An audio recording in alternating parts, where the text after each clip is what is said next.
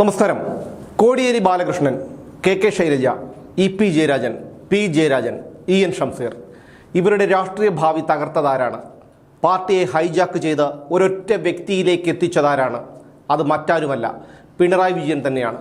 അതിൻ്റെ ഫലമാണ് പിണറായി വിജയനും CPM-ഉം ഇന്ന് അനുഭവിക്കുന്നത്. CPM-ൽ അപൂർവമായി കാണുന്ന സൗമ്യ മുഖങ്ങളിലൊന്നായിരുന്നു കോടിയേരി ബാലകൃഷ്ണൻ്റേത്. തനിക്ക് എതിരാളികളായി ആരും ഉണ്ടാകരുതെന്നും പാർട്ടിയെ തൻ്റെ കുടുംബ സ്വത്താക്കണമെന്നുമുള്ള പിണറായി വിജയൻ്റെ അത്യാഗ്രഹമാണ് ഈ നേതാക്കളെയും പാർട്ടിയെയും തകർത്തത്. പാർട്ടിയെ തൻ്റെ കുടുംബ സ്വത്താക്കണമെന്ന ലക്ഷ്യത്തോടെയാണ് 2021 തിരഞ്ഞെടുപ്പിൽ മകളുടെ രണ്ടാം കെട്ടുകാരനായ മുഹമ്മദ് റിയാസിനെ ബേപ്പൂരിൽ നിന്ന് മത്സരിപ്പിച്ച് ജയിപ്പിച്ചത്. പിന്നീട് അർഹതയും സീനിയോറിറ്റിയുമുള്ളവരെ പിന്തള്ളി മരുമകനെ മന്ത്രിയാക്കി പൊതുമരാമത്തും ടൂറിസവും അടക്കമുള്ള 2 പണം വാരി വകുപ്പുകളും നൽകി മുഖ്യമന്ത്രിയുടെ ഔദ്യോഗിക വസതിയുടെ വളപ്പിൽ തന്നെയുള്ള മന്ത്രിമന്ദിരത്തിൽ പൊറുതിയാക്കി. രാജ്യത്തെ ഏത് രാഷ്ട്രീയ നേതാവിനുണ്ട് ഇതുപോലൊരു സൗഭാഗ്യം? തിരുവായ്ക്ക് എതിർവായില്ലാത്ത കാലമായതുകൊണ്ട് അന്ന് പിണറായിക്കെതിരെ ആരും ഒരക്ഷരം മിണ്ടിയില്ല. മുഖ്യമന്ത്രിയായതോടെ മറ്റൊരാളായി മാറുന്ന പിണറായി വിജയനെയാണ് പിന്നീട് കേരളം കണ്ടത്. പിണറായിയെ വർഷങ്ങളായി അറിയുന്ന നേതാക്കൾ പോലും ഈ മാറ്റം കണ്ട് അത്ഭുതപ്പെട്ടു. പാർട്ടി സെക്രട്ടറിയായ കോടിയേരി ബാലകൃഷ്ണന് കൂടുതൽ പിന്തുണയുണ്ടാകുന്നത് പിണറായി വിജയനെ അസ്വസ്ഥനാക്കിയിരുന്നു. എതിരാളികൾക്ക് പോലും സ്വീകാര്യമായ നയതന്ത്രമായിരുന്നു പാർട്ടിയിലും രാഷ്ട്രീയത്തിലും കോടിയേരിക്ക് സ്വീകാര്യത നൽകിയത്. 16 വർഷം പാർട്ടി സെക്രട്ടറിയായിരുന്ന പിണറായിക്ക് ഒരിക്കലും ഈ സ്വീകാര്യത കിട്ടിയിരുന്നില്ല. ഭയന്ന് പിണറായിയെ അനുസരിച്ചിരുന്നു എന്നു മാത്രം. ഇങ്ങനെ ഇരിക്കുമ്പോഴാണ് കള്ളപ്പണം വെളുപ്പിക്കൽ നിരോധന നിയമപ്രകാരം 2020 ഒക്ടോബർ 29 കോടിയേരിയുടെ മകൻ ബിനീഷ് കോടിയേരിയെ എൻഫോഴ്സ്മെന്റ് ഡയറക്ടറേറ്റ് അറസ്റ്റ് ചെയ്തത്. 14 ദിവസം ബിനീഷിനെ ED കസ്റ്റഡിയിൽ ചോദ്യം ചെയ്തു. 2020 നവംബർ 11 ബംഗളൂരു പാരപ്പന അഗ്രഹാര സെൻട്രൽ ജയിലിലേക്ക് അയച്ചു. ബംഗളൂരിലെ പ്രത്യേക കോടതി 2 തവണ ബിനീഷിൻ്റെ ജാമ്യാപേക്ഷ തള്ളി. അതോടെ ജാമ്യത്തിനായി കർണാടക ഹൈക്കോടതിയെ സമീപിച്ചു. 2021 ഏപ്രിലിൽ ജാമ്യാപേക്ഷയുടെ വാദം തുടങ്ങിയെങ്കിലും 3 തവണ ഹൈക്കോടതി ബെഞ്ച് മാറി. അങ്ങനെ ബിനീഷിൻ്റെ ജാമ്യം നീണ്ടുപോയി. ഒടുവിൽ ജാമ്യം കിട്ടുന്നത് അറസ്റ്റിലായി 1 വർഷത്തിനു ശേഷം.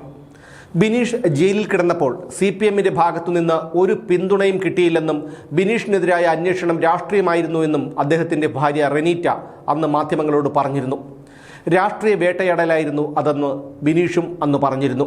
ഇത് BJP-യുടെ വേട്ടയാടലാണെന്ന് അന്ന് എല്ലാവരും ധരിച്ചു. പക്ഷേ പാർട്ടി സെക്രട്ടറിയായിരുന്ന കോടിയേരിയോട് BJP-ക്ക് വിരോധം തോന്നേണ്ട എന്ത് കാര്യമാണ് ഉണ്ടായിരുന്നത്? ED കേന്ദ്ര സർക്കാരിൻ്റെ നിയന്ത്രണത്തിലുള്ള അന്വേഷണ ഏജൻസിയാണ്. പിണറായി വിജയൻ BJP-ക്ക് വേണ്ടപ്പെട്ടയാളും. മറ്റാർക്കോ വേണ്ടി BJP കോടിയേരിയെ തകർക്കാനായി മകനെ ബലിയാടാക്കിയതെന്ന് പറഞ്ഞാൽ അത് തള്ളിക്കളയാൻ കഴിയില്ല. മകൻ അറസ്റ്റിലായി 2 ആഴ്ചയ്ക്കുള്ളിൽ കോടിയേരി പാർട്ടി സെക്രട്ടറി സ്ഥാനത്തു നിന്ന് സ്വയം ഒഴിഞ്ഞുപോയിരുന്നു. വിജയരാഘവൻ ആക്ടിംഗ് സെക്രട്ടറിയായി. പിന്നീട് കോടിയേരി പാർട്ടി സെക്രട്ടറിയായി തിരിച്ചെത്തിയെങ്കിലും അസുഖബാധിതനായതിനാൽ വീണ്ടും സ്ഥാനമൊഴിഞ്ഞു. ആ സ്ഥാനത്താണ് ഡ്രിൽ മാഷ് MV ഗോവിന്ദൻ്റെ രംഗപ്രവേശം. 2022 ഒക്ടോബർ 1 ചെന്നൈ അപ്പോളോ ആശുപത്രിയിൽ വെച്ച് കോടിയേരി ബാലകൃഷ്ണൻ മരണപ്പെട്ടു. കോടിയേരിയുടെ മരണശേഷം CPM ഒരു വാർത്താക്കുറിപ്പിറക്കി. അതിൽ എടുത്തു പറഞ്ഞിരുന്ന ഒരു കാര്യമുണ്ട്. ഡോക്ടർമാരുടെ നിർദ്ദേശമനുസരിച്ചാണ് കോടിയേരിയുടെ ഭൗതിക ശരീരം അദ്ദേഹത്തിൻ്റെ ആഗ്രഹമനുസരിച്ച് തലസ്ഥാനത്ത് പൊതുദർശനത്തിനു വയ്ക്കാതെ തലശ്ശേരിയിലേക്ക് കൊണ്ടുപോയത് എന്നായിരുന്നു എടുത്തു പറഞ്ഞിരുന്ന ആ കാര്യം. ഒക്ടോബർ 3 കോടിയേരിയുടെ സംസ്കാര ചടങ്ങുകൾ കഴിഞ്ഞയുടനെ തന്നെ ഔദ്യോഗികമായി ഒരു പ്രഖ്യാപനവുമില്ലാതെ പിണറായി വിജയനും വിദേശത്തേക്ക് പോയി. കണ്ണൂരിൽ നിന്ന് സ്വകാര്യ കമ്പനിയുടെ ഹെലികോപ്റ്ററിൽ കൊച്ചിയിലെത്തിയ പിണറായി ദോഹ വഴി നോർവേയിലേക്കാണ് പോയത്. ആ സ്വകാര്യ ഹെലികോപ്റ്ററിൽ പിണറായി വിജയനോടൊപ്പം ഭാര്യ കമലയും മകൾ വീണയും ചെറുമകൻ ഇഷാനും പേഴ്സണൽ സ്റ്റാഫ് അംഗവും ഉണ്ടായിരുന്നു. വിദേശയാത്രയ്ക്കും ഇവർ ഒപ്പമുണ്ടായിരുന്നു. പതിറ്റാണ്ടുകളോളം തൻ്റെ സഹയാത്രികനായിരുന്ന കോടിയേരിയുടെ ചിത അണയുന്നതിന് മുമ്പ് ഭാര്യയെയും പരിവാരങ്ങളെയും കൂട്ടി വിദേശ സർക്കിട്ടിന് പോയ പിണറായിയുടെ മാനസികാവസ്ഥയെക്കുറിച്ച് സഖാക്കൾ ഒന്ന് ചിന്തിക്കണം. കോടിയേരിയുടെ വിയോഗത്തിൽ നടത്തിയ അനുസ്മരണ പ്രസംഗത്തിൽ വാക്കുകൾ മുറിഞ്ഞ് തൊണ്ടയിടേറിയ അഭിനയം കാഴ്ചവെച്ചയാളാണ് 12 മണിക്കൂർ തികയുന്നതിനു മുമ്പേ ഭാര്യാപുത്രി സമേതം വിദേശ സർക്കിട്ടിന് പോയത് എന്നോർക്കണം. മനുഷ്യത്വമുള്ള ഒരു മനുഷ്യന് കഴിയുന്ന കാര്യമാണോ ഇത്? മകളുടെ മാസപ്പടി കേസിനെ കുറിച്ച് നിയമസഭയിൽ മാത്യു കുഴൽനാടൻ ചോദ്യങ്ങൾ ഉന്നയിച്ചപ്പോൾ ഈ കൈകൾ ശുദ്ധമാണ്, മകളെക്കുറിച്ച് ആരോപണം ഉന്നയിച്ചാൽ തകർന്നു പോകുമെന്ന് കരുതിയോ, എന്ത് അസംബന്ധവും പറയാമെന്നാണോ എന്നൊക്കെ പറഞ്ഞ് നല്ല അസലൊരു അഭിനയം കാഴ്ചവെച്ചു പിണറായി വിജയൻ. മാധ്യമങ്ങളൊക്കെ അത് വലിയ പ്രാധാന്യത്തോടെ റിപ്പോർട്ട് ചെയ്യുകയും ചെയ്തു. പിന്നീട് മകൾ മാസപ്പടി വാങ്ങിയതിൻ്റെ തെളിവുകൾ പുറത്തു വരികയും SFIO കേസെടുക്കുകയും ചെയ്തു എന്നുള്ളത് ചരിത്രം. ഇക്കാര്യങ്ങളെല്ലാം അറിഞ്ഞുകൊണ്ട് നിയമസഭയിൽ അതെല്ലാം നിഷേധിച്ച് വികാരാധീനനായതുകൊണ്ടാണ് നിയമസഭയിൽ നടത്തിയത് അഭിനയമാണ് എന്നു ഞാൻ പറഞ്ഞത്. മുഖ്യമന്ത്രി ഔദ്യോഗിക ആവശ്യത്തിനായി പോയതാണെങ്കിൽ ഭാര്യയെയും മകളെയും ചെറുമകനെയും കൂടെ കൂട്ടിയത് എന്തിനാണ്? ഈ യാത്ര ഔദ്യോഗികമായി മുഖ്യമന്ത്രിയുടെ ഓഫീസ് മുമ്പ് വെളിപ്പെടുത്തിയിരുന്നുമില്ല. കണ്ണൂരിൽ നിന്ന് കൊച്ചി വരെ ഒരു സ്വകാര്യ ഹെലികോപ്റ്ററിന്റെ വാടക 5.5 ലക്ഷം രൂപയാണ്. പക്ഷേ കണ്ണൂർ വിമാനത്താവളത്തിൽ ഗ്രൗണ്ട് ഹാൻഡ്ലിംഗ് ചാർജ് അടക്കം കൊടുത്തത് ഹെലികോപ്റ്റർ ഉടമകളായ സ്വകാര്യ വ്യവസായ ഗ്രൂപ്പാണ്. 2 ആഴ്ച നീണ്ടുനിന്നു ആ വിദേശ സർക്കിട്ട്. രാഷ്ട്രത്തലവന്മാരൊക്കെ ഭാര്യമാരുമായി വിദേശയാത്രയ്ക്ക് പോകുന്നത് പതിവാണ്. എന്നാൽ കേരളം പോലൊരു കൊച്ചു സംസ്ഥാനത്തിൻ്റെ കമ്മ്യൂണിസ്റ്റ് മുഖ്യമന്ത്രി ഭാര്യയോടും മകളോടും ചെറുമകനോടുമൊപ്പം വിദേശ സർക്കിട്ടുകൾ നടത്തുന്നതിനെ എങ്ങനെ ന്യായീകരിക്കാൻ കഴിയും? അന്ന് പിണറായിയുടെ നേരെ നിൽക്കാൻ പോലും ധൈര്യമുള്ള ഒരൊറ്റയാൾ പോലും പാർട്ടിയിൽ ഉണ്ടായിരുന്നില്ല. കോടിയേരിയുടെ 1ാം ചരമ വാർഷികത്തിലാണ് തൻ്റെ ഭൗതിക ശരീരം തലസ്ഥാനത്ത് പൊതുദർശനത്തിനു വയ്ക്കാനുള്ള ആഗ്രഹം അദ്ദേഹം പറഞ്ഞിരുന്നുവെന്നും താനത് MV ഗോവിന്ദൻ അടക്കമുള്ള നേതാക്കളെ ബോധ്യപ്പെടുത്തിയിരുന്നു എന്നും, എന്നാൽ കോടിയേരിയുടെ ആഗ്രഹം സാധിച്ചില്ലെന്നും അദ്ദേഹത്തിൻ്റെ ഭാര്യ വിനോദിനി വെളിപ്പെടുത്തിയത്. അതിൻ്റെ ഫലം പിന്നാലെ വന്നു. ട്രിവാൻഡ്രം ക്ലബ്ബിൽ ചീട്ടുകളിച്ചതിന് വിനോദിനിയുടെ സഹോദരനും യുണൈറ്റഡ് ഇലക്ട്രിക്കൽ ഇൻഡസ്ട്രീസ് MD-യുമായ SR വിനയകുമാറിനെ അറസ്റ്റ് ചെയ്യിപ്പിച്ചുകൊണ്ടായിരുന്നു അതിൻ്റെ പ്രതികാരം. പിന്നീട് കോടിയേരിയുടെ കുടുംബം ഇതേക്കുറിച്ച് ഒരക്ഷരം മിണ്ടിയില്ല. ബിനീഷ് കോടിയേരി കള്ളപ്പണം വെളുപ്പിച്ചെന്ന കേസിൽ പിന്നീട് ഒരു നടപടിയും ഉണ്ടായതുമില്ല. 1 കൊല്ലം ജയിലിൽ കിടന്നു എന്നു മാത്രം. എന്നാൽ പിണറായിയുടെ കാര്യം ഒന്നെടുത്തു നോക്കൂ.